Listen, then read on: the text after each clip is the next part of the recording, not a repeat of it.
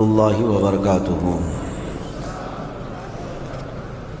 الحمد للہ وکفا وسلام علی حبیبہ المصطفى اما بعد فاعوذ باللہ من الشیطان الرجیم بسم اللہ الرحمن الرحیم ان اللہ وملائکتہ یصلون علی النبی یا ایہا الذین آمنوا صلوا علیہ وسلموا تسلیما اللہم صل علی سیدنا محمد معدن الجود والکرم وآلہ واصحابہ الکرام وابنہ الکریم وبارک وسلم صلاة دائمة سرمدا ابدا بحمدہ تعالی وبکرم مصطفیٰ صلی اللہ تعالی علیہ وسلم۔ آج قرآن عظیم کے 14 پارے مکمل ہو چکے۔ اللہ کریم بقیہ قرآن عظیم کے حصے کو صحیح تجوید سے تلاوت کرنے اور آپ سب کو سماعت کرنے کی توفیق عطا فرمائے۔ عزیزان گرامی، آج ہم نے سورۃ الحجر کی تلاوت کی ہے اور سورہ نحل کی۔ یہ 2 سورتیں قرآن پاک میں آئی ہیں۔ دونوں کے معنی اگر میں آپ کو بتاؤں تو سننے والے کو ایسا لگے گا کہ اس کا کیا مطلب ہے۔ حجر کہتے ہیں پتھر کو، حجر اسود آپ نے سنا ہوگا۔ حجر جو ہے پتھر کو کہتے ہیں۔ اصحاب الحجر کا اس میں نام ہے، یعنی پتھر والے لوگ، وہ ایک قوم تھی، ان کا تذکرہ اس میں آیا ہے۔ اور سورۃ النحل دوسری سورہ ہے جس کا مطلب ہے شہد۔ شہد کے نام سے پوری قرآن میں سورہ ہے۔ وہ دونوں کا تذکرہ قرآن پاک میں آیا ہے اور دونوں بہت عجیب و غریب چیزوں کا ذکر ہے۔ یہ اصحاب الحجر کون تھے؟ پتھر والے لوگ۔ یہ ایک ایسی قوم تھی، بہت اونچے چوڑے لمبے لوگ تھے، بڑے طاقتور لوگ تھے، اور ان کا کام یہ تھا کہ پورے پتھر کے پہاڑ کو ہاتھوں سے تراش کر کے اپنا گھر بنا لیتے تھے۔ یہ معمولی بات نہیں ہے، یعنی پتھر کو ڈیزائن کرنا، تراشنا اور اس کے اندر جو ہے دروازے بنانا، کمرے بنانا، سب پہاڑ کے اندر ہی ہوتا تھا۔ باقی کوئی چیز اینٹ سیمنٹ سے جس طرح دیواریں بنائی جاتی ہیں نہیں ہے۔ یہ وہ آج بھی ان کے بنائے ہوئے گھر میں موجود ہیں۔ مدائن صالح اس کو کہا جاتا ہے، سعودی عرب میں یہ شہر موجود ہے، الاولا نام سے۔ اب ان لوگوں نے اس کو پکنک پوائنٹ بنا دیا ہے۔ پہلے وہاں کوئی جاتا نہیں تھا، لیکن اب ہر چیز میں پیسہ چاہیے تو اس کو بھی ٹورسٹ پلیس کے طور پر کھول دیا گیا ہے۔ تو یہ حضرت صالح علیہ السلام کی قوم ہے۔ حضرت صالح علیہ السلام کو اس قوم کی ہدایت کے لیے بھیجا گیا تھا۔ تو حضرت صالح علیہ السلام آئے۔ اس قوم کو قوم سمود بھی کہا گیا ہے۔ اکڑ بھی بہت تھی، گھمنڈ بھی بہت تھا۔ جتنے لمبے تھے اتنے گھمنڈ بھی تھے، متکبر تھے، اور وہ اپنے سامنے کسی کو بھی کچھ نہیں سمجھتے۔ وہ سمجھتے کہ سب سے زیادہ طاقتور ہم ہیں، اور بڑے فنکار لوگ تھے۔ تو جب حضرت صالح علیہ السلام ان کے پاس آئے اور ایمان کی انہیں دعوت دی، ایک تو وہ طاقتور تھے، پہاڑوں کو تراش کر گھر تو بنا لیتے، لیکن ایمان سے محروم تھے۔ حضرت صالح علیہ السلام نے ایک خدا کی طرف دعوت دی، اللہ کی عبادت کرو اور دوسرے بتوں کی پوجا، یہ فلاں فلاں چیزیں چھوڑ دو۔ انہوں نے کہا آپ جھوٹ بولتے ہیں، یہ سب چیزیں ہوتی نہیں ہیں۔ وَلَقَدْ كَذَّبَ أَصْحَابُ الْحِجْرِ الْمُرْسَلِينَ۔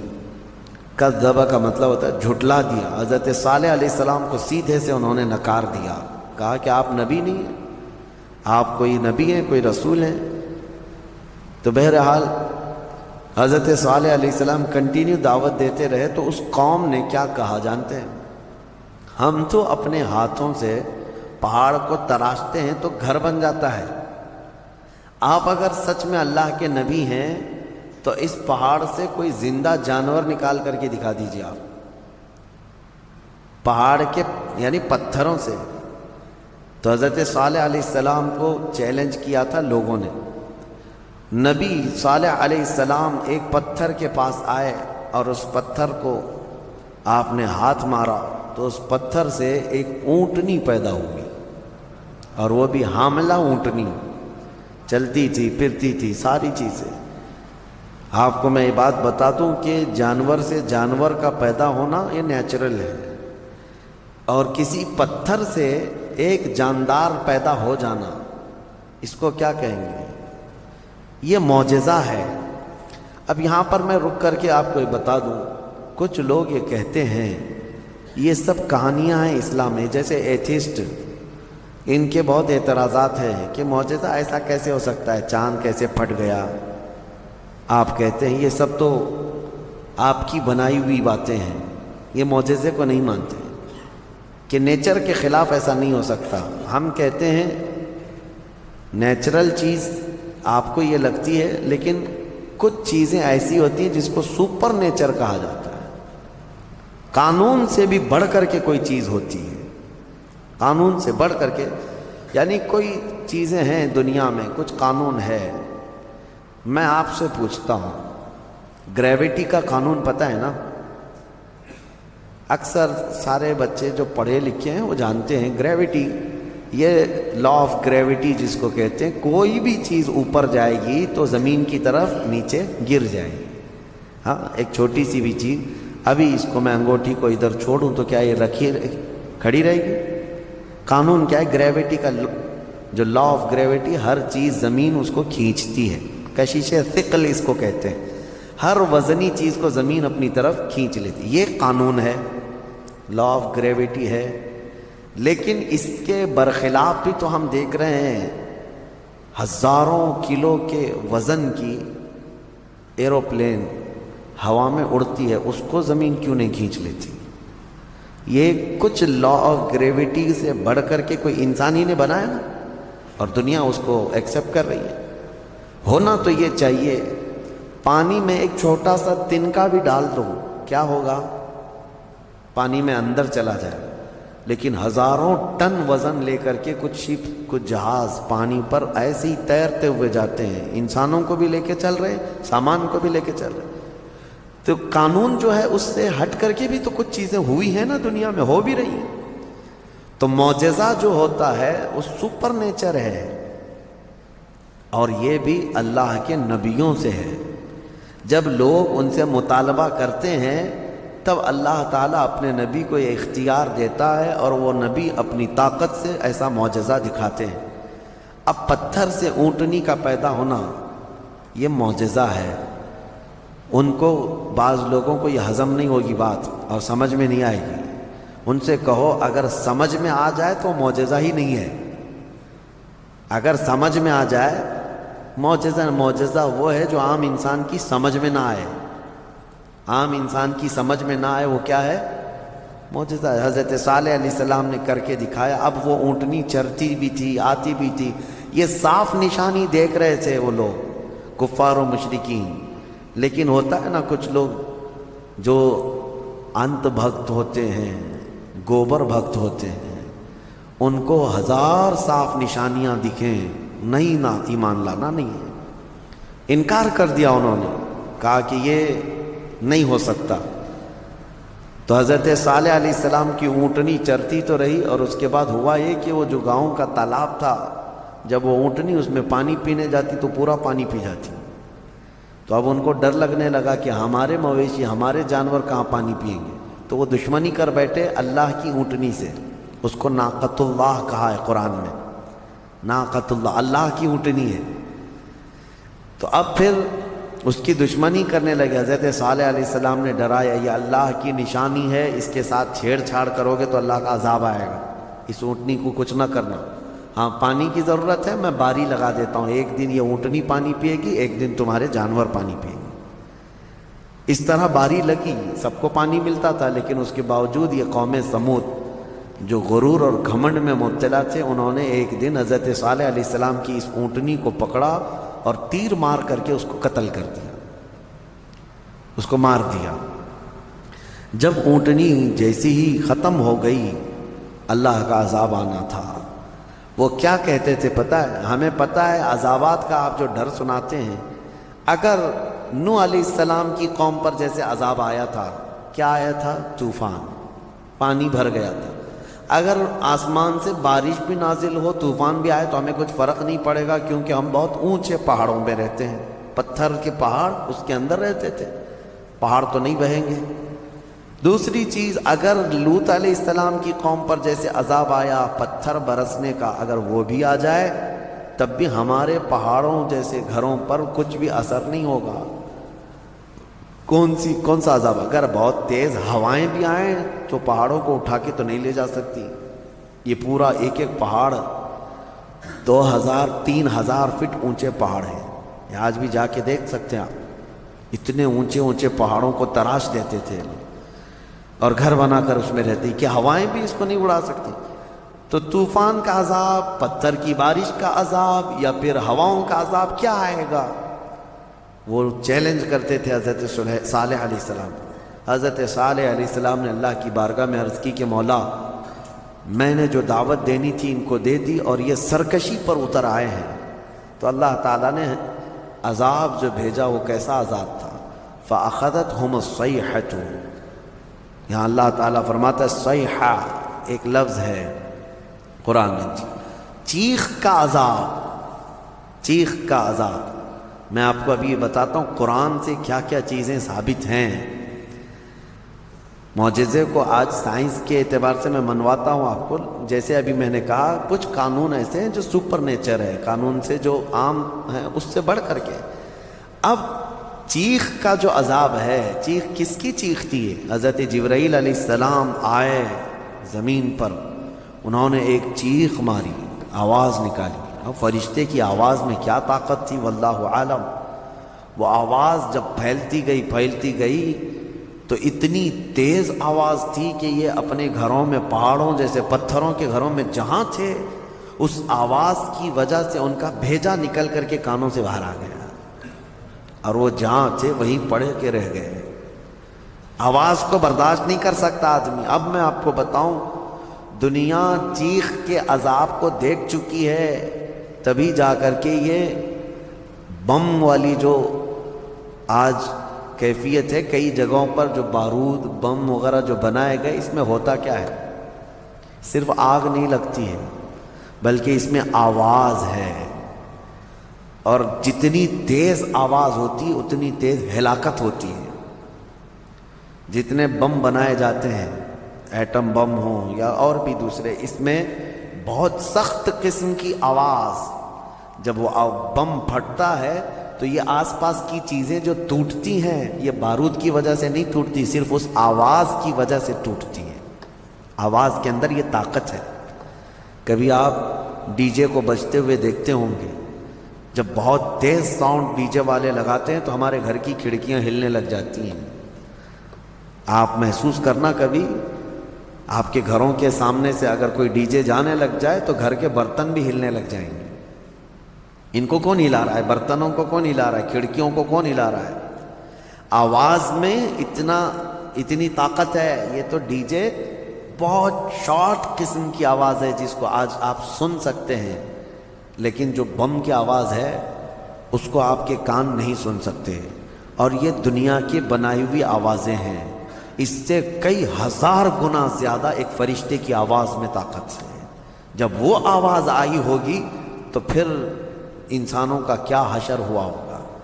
تو صرف چیخ کی وجہ سے وہ پوری قوم ہلاک ہو گئی، سب اپنے گھروں میں پڑے رہ گئے، وہ عذاب الہی کے شکار ہو گئے. یہ ان کا ذکر اس سورے میں آیا ہے. ان کو اصحاب الحجر کہا گیا ہے. یہ پتھر والی قوم ہے.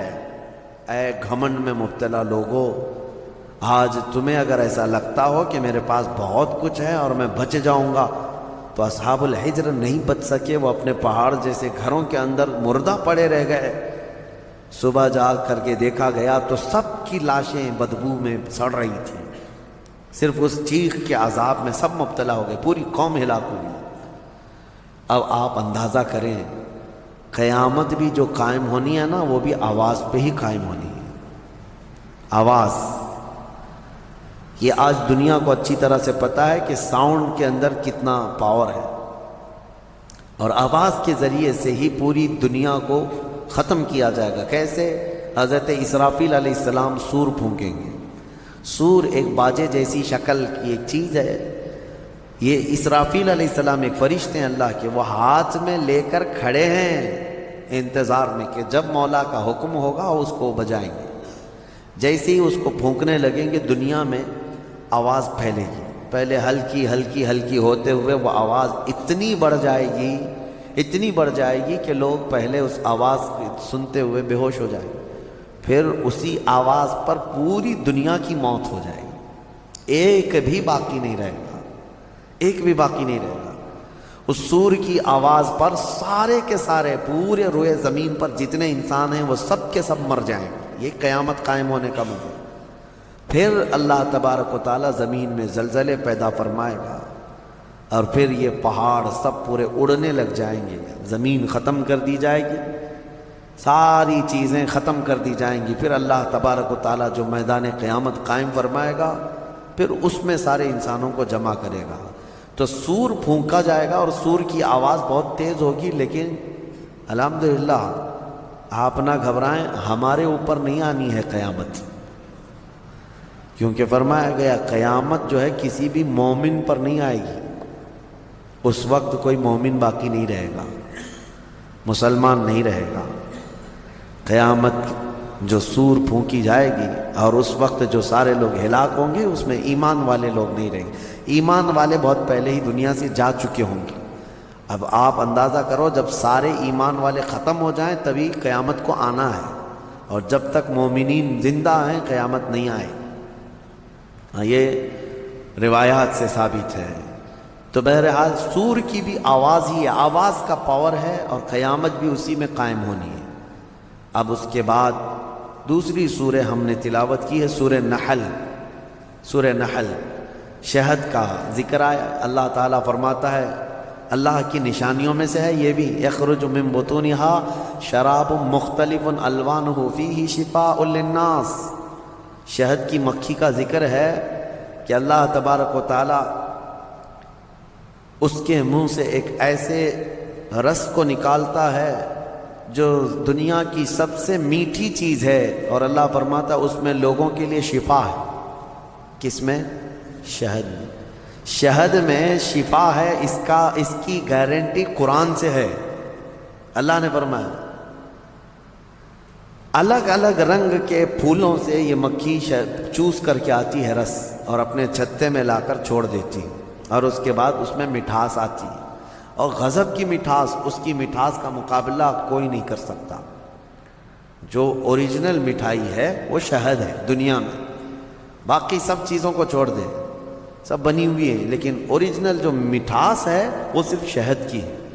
اس کا ذکر کیوں ہے؟ دو جانوروں کا اللہ نے ذکر فرمایا، ایک گائے کا، یعنی دودھ دینے والی جو بھی ہے، اللہ فرماتا ہے کہ ہم دودھ کہاں سے نکالتے ہیں، دودھ کہاں سے آتا ہے؟ قرآن فرماتا ہے من بین فرث و دم، گوبر اور خون کے بیچ سے۔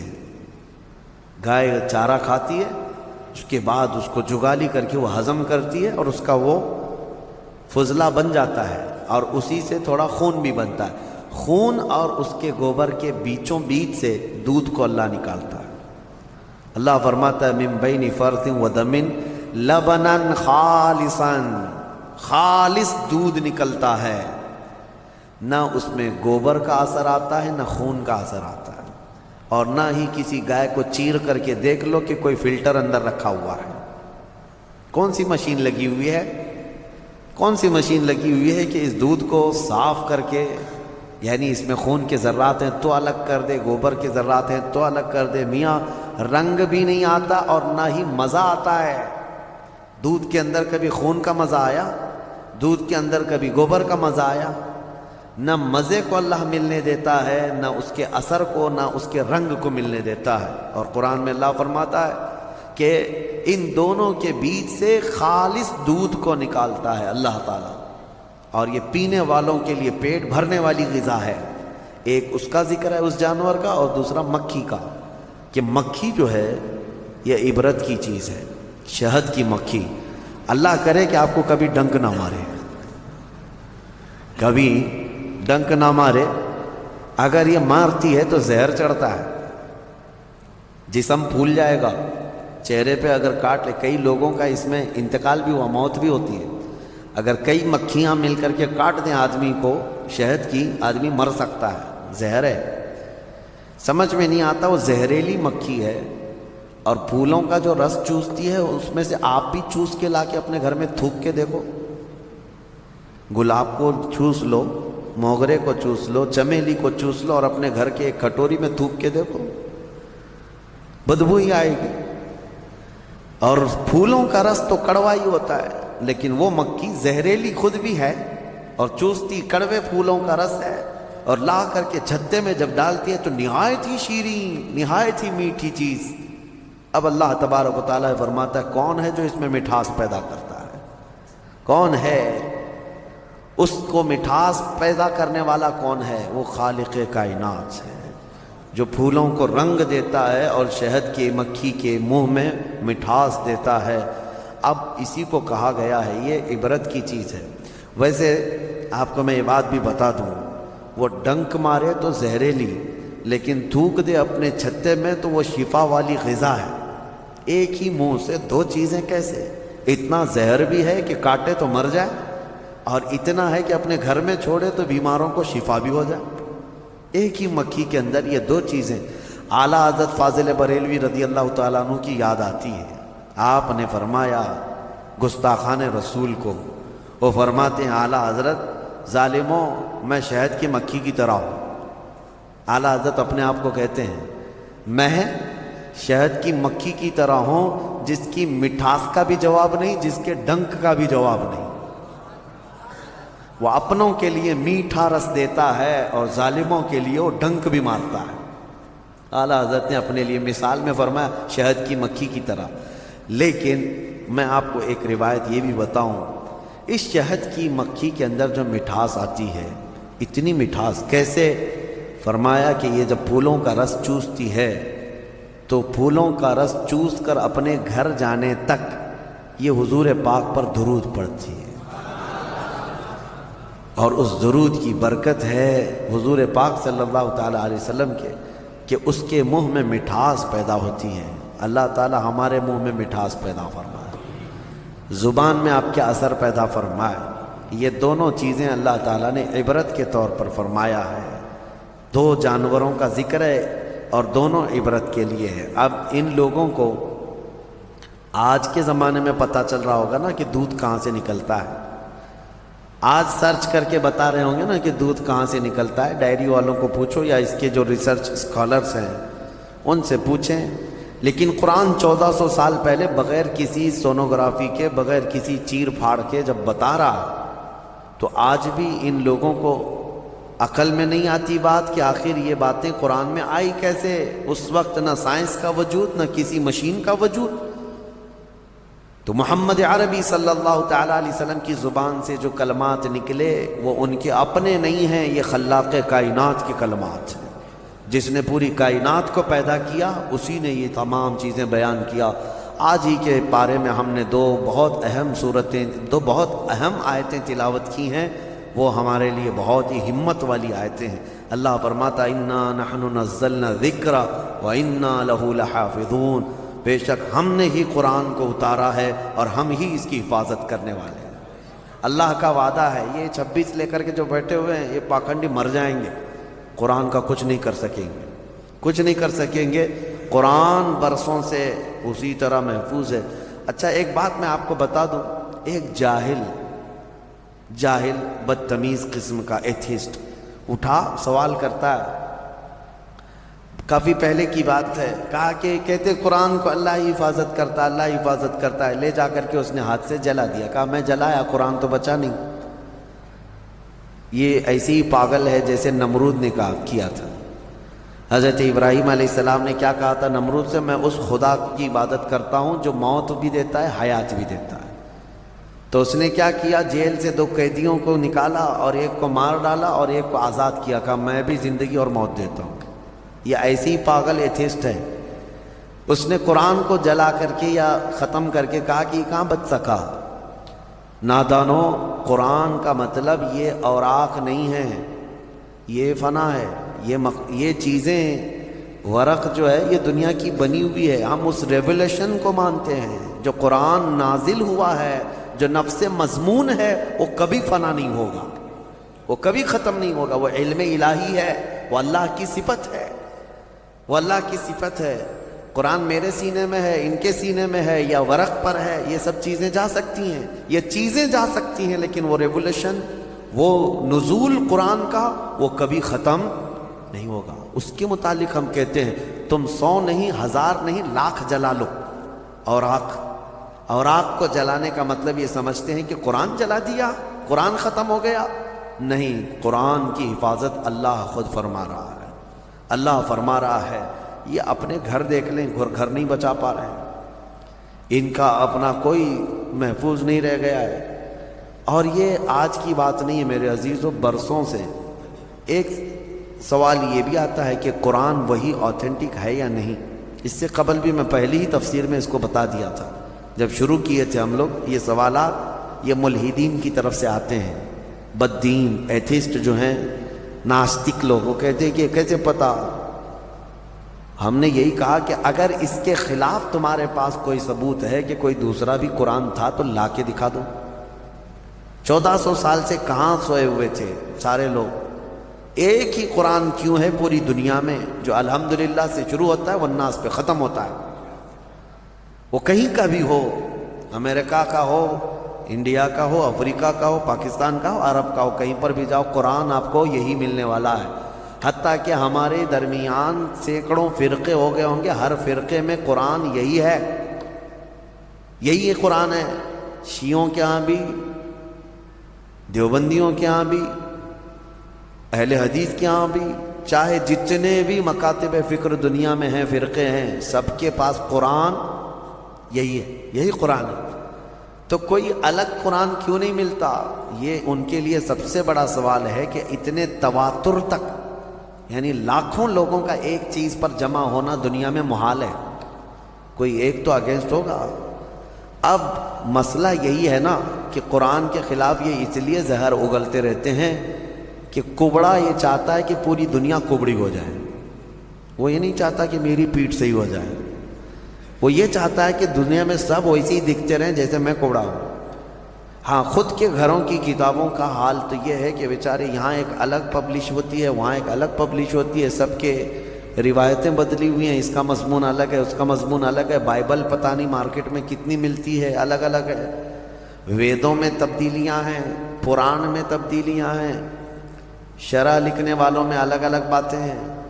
تو ظاہر سی بات ہے دنیا میں دوسری کتابوں کو انہوں نے دیکھا تو سوچتے ہیں قرآن بھی ایسا ہی ہے. میں یہ کہتا ہوں ترجمے 1000 ہو سکتے ہیں, تفسیریں 1000 ہو سکتی ہیں, لیکن قرآن کا وہ نفس مضمون ایک ہی رہے گا, قیامت تک ایک ہی رہنے والا ہے. اور یہی اللہ کا وعدہ ہے, ہم نے ہی قرآن کو اتارا ہے اور ہم ہی اس کی حفاظت کرتے ہیں. ہاں, اور دوسری آیت جو میں کہہ رہا ہوں, 2 آیتیں ہم نے پڑھی ہیں. دوسری آیت ہے وَنَزَّلْنَا عَلَيْكَ الْقُرْآنَ تِبْيَانًا لِكُلِّ شَيْءٍ. اللہ فرماتے ہیں ہم نے قرآن میں ہر چیز کا واضح بیان کر دیا, واضح بیان کر دی. میں تقریباً آج سے 10 سال پہلے کی بات ہوگی, تو 2012 وغیرہ میں ایک صاحب وہ پوچھنے لگے, وہ بڑے ماڈرن خیالات کے ہیں, تو انہوں نے کہا آپ کہہ رہے ہیں قرآن میں ہر چیز کا واضح بیان ہے, تو کیا پیٹرول کا بھی ذکر ہے قرآن میں؟ اور پتہ نہیں پیٹرول ہی شاید اس کو زیادہ اچھا لگتا ہو یا پیٹرول پیتا ہو. میں نے کہا پیٹرول کیا؟ اللہ نے فرمایا ہر چیز کا واضح بیان ہے, ہر چیز کا واضح بیان ہے. ہم نے ان سے پوچھا تمہیں پتہ ہے سمندر میں موتیاں ہیں؟ پتہ ہے نا, سمندر میں ہی ہوتی ہے نا موتیاں. کہا ہاں ہے. کہا جاؤ ڈوب کے لے کے آؤ. کہا ہمارا کام نہیں ہے. کہا کس کا ہے؟ وہ جوہری کا کام ہے جو غوطہ لگاتا ہے. کہا یہی قرآن میں ہر چیز کا بیان ہے, اس میں غوطہ لگانے کا کام اماموں کا ہے جو مجتہدین ہیں, ائمہ مجتہدین ہیں, علماء صالحین ہیں. جس کا جیسا علم ہوگا وہ غوطہ لگاتا ہے اور قرآن سے نکالتا ہے. ارے سیدنا عبداللہ ابن عباس سید المفسرین صحابی ہیں, حضور سے سب سے زیادہ قرآن کی تفسیر سیکھنے والے. وہ کہتے ہیں قرآن کے علم کے بارے میں اگر میرے اونٹ کے گلے کی رسی بھی گم ہو جائے تو میں قرآن سے ڈھونڈ لوں گا. ہاں, قرآن سے ڈھونڈ لوں گا. تو یہ ہر چیز کا واضح بیان ہے, لیکن یہ اپنے اپنے ظرف کی بات ہے, اپنے اپنے علم کی بات ہے. ہمیں پتہ ہے سمندر میں بہت سارے خزانے ہیں, لیکن ہر ایک کا کام نہیں ہے کہ سمندر میں جا کے موتیاں لے آئے. ہاں, کچھ لوگ کوشش کر بھی لیں گے تو سیپیاں لا سکتے ہیں, سیپ لے لیں گے. موتیاں لانا اور وہ سب جانکار لوگوں کا، ماہرین کا کام ہوتا ہے۔ اسی طرح میرے عزیزوں قرآن عظیم میں ہر چیز کا واضح بیان ہے۔ اس کا مطلب اب یہ بھی نہیں ایک فرقہ نکلا ہے اہل قرآن، ابھی ایک فرقہ ہے، انٹرنیٹ پر کتنے فرقے آئیں گے پتہ نہیں، ابھی 72 تو بہت پہلے ہی ہو گئے جو جہنم میں جانے والے تھے، ابھی آ ہی رہے ہیں، ان کی شاخیں پہ شاخیں ہو رہی ہیں۔ اہل قرآن اور اللہ کی پناہ یہ اکثر جو ہے نا پاکستان سے نکلتے ہیں۔ ایک اسی طرح کا فرقہ جس میں وہ یہ کہتے ہیں کسی بھی حدیث کی ضرورت نہیں، کسی بھی چیز کی ضرورت نہیں، ہمارے لیے قرآن کافی ہے۔ قرآن میں اللہ نے فرمایا نا ہر چیز کا واضح بیان کیا، تو اس آیت کی وجہ سے اب کسی دوسری چیز کی ضرورت نہیں، بس قرآن ہی کافی ہے، قرآن ہی کافی۔ وہ دنیا کو ایسا گمراہ کرتا ہے آدمی، ہاں بات کرنے نہیں دیتا علماء کو، لیکن وہ لوگوں پر اپنے لچھے دار باتوں سے حاوی ہونے کی کوشش کرتا ہے۔ ہر چیز کا بیان قرآن میں، ہر چیز کا بیان قرآن میں۔ کافی سال پہلے ہمارے استاد گرامی حضور محدث کبیر رحمۃ اللہ ادام اللہ اقبالہ آپ نے فرمایا تھا کہ آپ کا ایک اہل قرآن سے کسی سے مباحثہ ہو رہا تھا، ہر چیز کا بیان قرآن میں، ہمارے لیے قرآن کافی ہے۔ تو حضرت نے اس سے کہا کہ تو ٹھیک ہے، کتا کھانا کہاں ہے، کیا ہے بتائیے، حلال ہے کہ حرام ہے؟ قرآن میں اس کا ذکر ہونا چاہیے، صاف صاف ذکر ہو کتا کھانا کیا ہے۔ اگر حلال ہے تو پہلے تم کباب بنا کے کھاؤ، اور حرام ہے تو پھر قرآن سے دکھاؤ۔ نہیں تھا۔ کیا قرآن میں ہر جانور کا پرٹیکولر نام ہے؟ نہیں ہے، فارمولے بتائے گئے ہیں، اور قرآن کو سمجھنے کے لیے رسول پاک کی حدیث ضروری ہے، کیونکہ وہی نور ہے جو اس پر روشنی ڈالتا ہے۔ نبی پاک صلی اللہ علیہ وسلم کی حدیثوں کے بغیر قرآن کو سمجھنے کی کوشش کرو گے، پھر اٹکل پچو مارتے رہ جاؤ گے۔ اس کا مطلب یہ ہو سکتا ہے، اس کا مطلب یہ ہو سکتا ہے۔ نبی پاک صلی اللہ تعالیٰ علیہ وسلم کی احادیث سے جس نے قرآن کو سمجھا وہ ہدایت پر ہے، وہ ہدایت پر ہے۔ ورنہ یہی انٹرنیٹ کے کیڑے جو ابھی نکلے ہوئے ہیں اپنا فرقہ بنائے، اور انہوں نے کیا کیا انکار کر دیا، معجزہ نہیں ہوتا، یہ تورات زبور انجیل کوئی کتاب ہی نہیں تھی، ہاں، اور سب سے افضل قوم جو تھی وہ بنی اسرائیل تھی، امت محمدیہ نہیں ہے۔ آیتوں کے ذریعے سے بہت کچھ توڑ مروڑ کر کے مانے۔ کہاں سے سمجھ رہا ہے؟ اس سے سوال کرو تو کہا ہم اپنی عقل سے سمجھتے ہیں، عقل سے سمجھتے ہیں، ان کو حدیث کی ضرورت ہے، حدیث کا لفظ تک نہیں لیتے، وہ کہتے ہیں عقل سے، ہم اپنی عقل سے سمجھتے ہیں، اللہ نے ہم کو اتنی ہدایت دی۔ اگر ان سے صرف ایک سوال کر لیں، ایک سوال کر لیں، سب چیزیں تمہارے لیے قرآن ہی کافی ہے نا۔ پہلی بات تو یہ بتاؤ کہ یہ قرآن تم تک آیا کیسے؟ کیا تمہاری عقل پہ ڈائریکٹ نازل ہو گیا، جبرائیل امین لا کر کے دے دی؟ کہاں سے آیا قرآن؟ اس کی آتھینٹسٹی چاہیے، تو ان کو بولنا پڑے گا، ان کو بولنا پڑے گا کہ رسول اللہ پر نازل ہوا، اور اس کو جمع کس نے کیا؟ کس نے کیا؟ عام لوگ جانتے ہیں، صحابہ اکرام نے جمع کیا۔ اب صحابہ اکرام سے تابعین میں آیا، تابعین سے پھر اولیاء امت میں آیا، یہ ایسے ہی چلتا چلتا قرآن ہمارے تک آیا نا۔ اب یہ صاحب یہ بیچ کے سارے سند ہٹانا چاہتے ہیں، نہیں، ہم کو ڈائریکٹ چاہیے۔ اگر تم یہ صحابہ کرام اور یہ تابعین کے سلسلے کو ختم کرو گے تو قرآن کی سند بھی نہیں رہ جائے گی، قرآن کی سند بھی نہیں رہ جائے گی۔ قرآن کو اگر تم حقانیت والا ایک کتاب مانتے ہو تو یہ ماننا پڑے گا اس کو ہم تک پہنچانے والی جو ذاتیں ہیں وہ نبی پاک صلی اللہ علیہ وسلم کے سچے غلام ہیں، اور انہوں نے ہی حضور کی حدیثیں بھی بیان کی، اور قرآن کی تشریح بھی انہوں نے ہی ہمیں سمجھایا۔ اسی لیے قرآن کو اپنی عقل سے نہیں بلکہ صحابہ اور تابعین کی سمجھ سے ہمیں سمجھنا ہے۔ جیسے رسول اللہ نے انہیں سمجھایا ہے ویسے ہم قرآن سمجھنا چاہتے ہیں، تو عقل نہیں، گوگل نہیں، بلکہ فہم صحابہ جس کو کہتے ہیں، صحابہ اکرام۔ ابھی لوگوں کو بڑا آسان ہے، آیت سمجھنا ہے گوگل کر دو، اور گوگل لا کر کے دیا، اور گوگل کتنی جگہ گلیوں میں پھنساتا ہے پتہ ہے، بڑی بڑی گاڑیاں لے جا کر کے نکڑ پہ لگا دیتا ہے۔ گوگل میپ والی آنٹی جو بولتی ہے اس کے پیچھے پیچھے چل کر کے کتنی مرتبہ تو ہم بھی دھوکے کھائیں۔ ہاں، ہم کو جو ہے دلی سے نکل کر کے گاڑی میں 6 لوگ تھے، میپ لگا کر کے چل رہے ہیں، میں کہا کہ مجھے پتہ ہے راستہ، ڈرائیور صاحب رامپور کے تھے، کہے کہ نہیں میپ سے چلیں گے، رات کے 2 بج چکے ہیں، میپ سے چلتے چلتے کچے راستے پر لے کے گئے. میں کہا بریلی کا راستہ اتنا کچا تو نہیں ہے, دلی ایئرپورٹ سے بریلی جانا ہے, کچے راستے پر لے جا کر ایک جگہ ڈیڈ اینڈ آ گیا, کچھ بھی نہیں, اور بیریکیٹنگ ڈال کر کے پولیس لوگ کھڑے ہیں, ٹارچ ہمارے اوپر مارنے لگے. کہا ادھر کیوں آئے؟ ہم نے کہا کہ ہم بریلی جا رہے ہیں. انہوں نے کہا یہ تو سب جیل ہے, یہاں کیسے آ گئے رات کے 3 بجے؟ تو یہ ہے گوگل وہاں تک پہنچاتا ہے.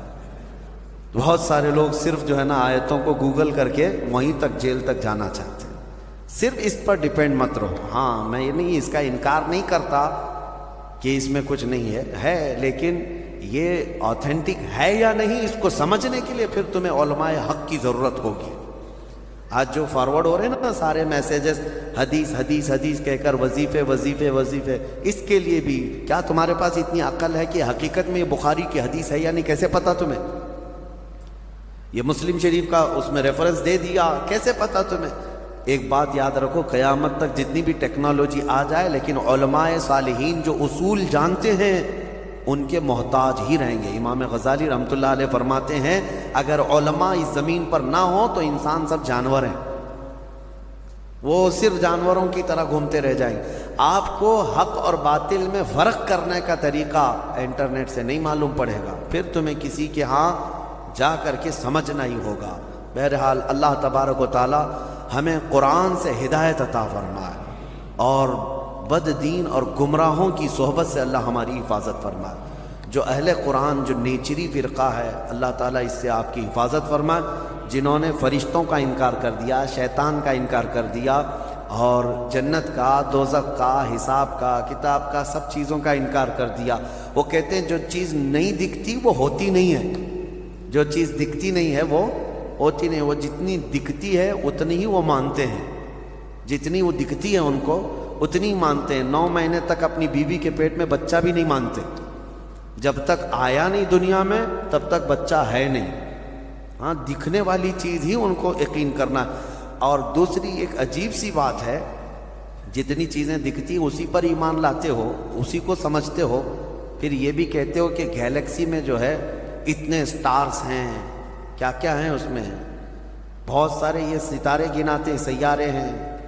ہاں اور پھر ان کے سولار سسٹم کے جو سٹارز ہیں وہ کہاں سے انہوں نے لا کے دکھایا؟ کیا ہر آدمی دیکھ رہا؟ آپ نے دیکھا یورینس, نیپچون, پلوٹو, یہ سب پتہ ہے نا سب آپ لوگوں کو؟ آپ جا کے دیکھ کے آئے سولار سسٹم میں جو ستارے سائنس دکھا, دیکھ کر کیا ہے؟ نہیں, لیکن سب مان رہے ہیں. کس نے کہا؟ سائنسدانوں نے کہا.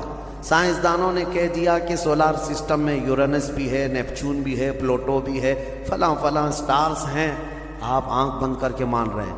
اور یہ تو اتنا یقین ہے کہ چاند میں جا کر کے آ گئے, وہ بھی مان رہے ہیں, چاند کی ساری چیزیں مان لیے.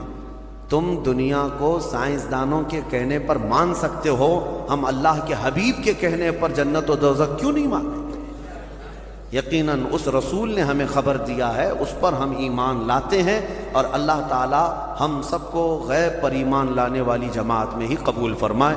وآخر دعوانا الحمد للہ رب العالمین.